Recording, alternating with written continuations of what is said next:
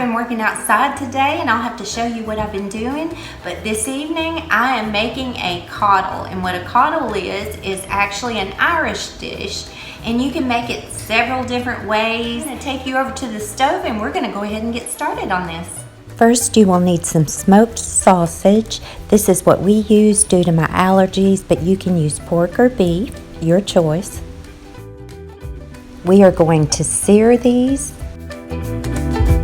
Once that's finished, go ahead and take them out, and we are going to put them aside. I'm going to add 3 small potatoes that I cubed. Go ahead and coat these potatoes with some olive oil. Just make sure you put enough because we are going to actually get these potatoes a little bit brown. Go ahead and lightly coat these with some seasonal. Now don't leave these. You will need to keep moving them around to keep them from sticking. Now that we've got these potatoes a little bit brown, go ahead and add some chicken broth. We'll add enough to coat the bottom of the skillet. And hang on to that chicken broth because you may have to add some later. Add 1/4 of a large yellow onion. Now you can add more or less. You just do you make this to suit your taste. And now I'm going to add about 1 cup of bell peppers.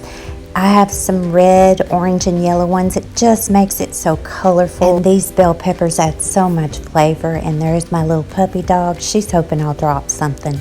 Now go ahead and add the smoked sausage back into the skillet. This is just bursting with flavor. It is so good.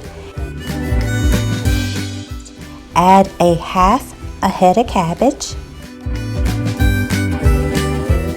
And then just spread that cabbage around evenly in your skillet. And go ahead and turn your stovetop eye onto low. We're going to let this simmer for about 30 minutes. Cover it with tin foil. And do keep a check on it. Come back in about 10 minutes to make sure that you've still got some chicken broth in the bottom of your skillet. What we're trying to do here is cook those potatoes and that cabbage. So give it a stir, and then you're going to cover it back up with tin foil. Now I did check on this about every 10 minutes, but just keep it covered.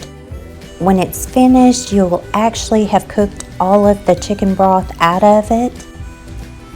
This was so good and so flavorful, and this is really a good way to get vegetables into your diet.